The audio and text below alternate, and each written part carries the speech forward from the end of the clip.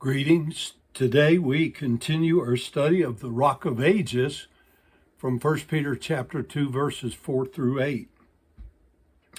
We've looked upon this rock, God's eternal plan, is the first major point. We looked at the living stone in part 1, and now in part 2 we're considering the chosen of God, elected.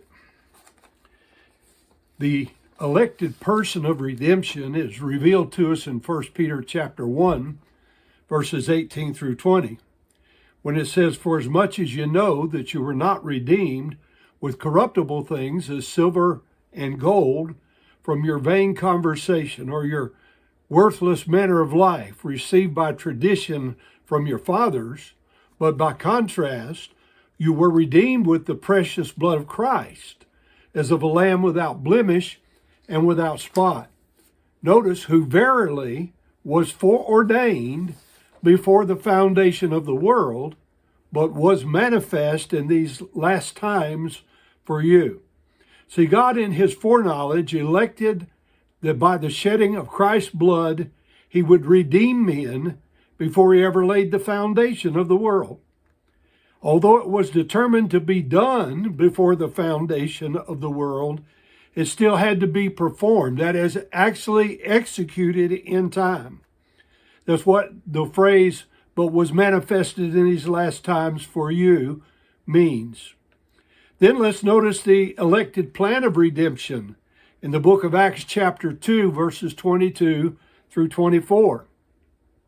Part of Peter's address on the day of Pentecost. He said, "You men of Israel, hear these words.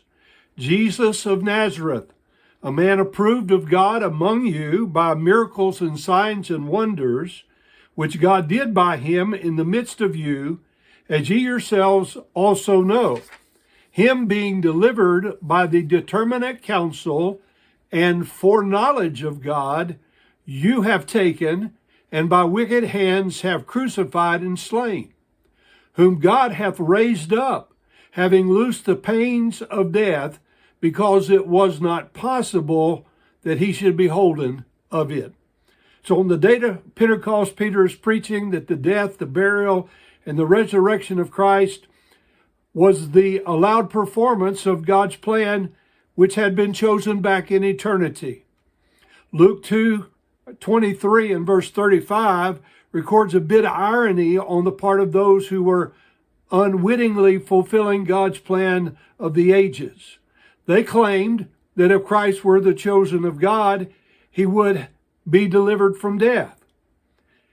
Luke 23:35 says, "And the people stood beholding, and the elders also with them derided him, saying, He saved others, let him save himself, if he be Christ, the chosen of God."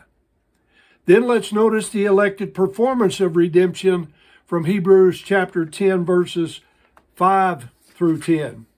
"Wherefore, when he cometh into the world, he saith, Sacrifice and offering thou wouldest not, but a body hast thou prepared me.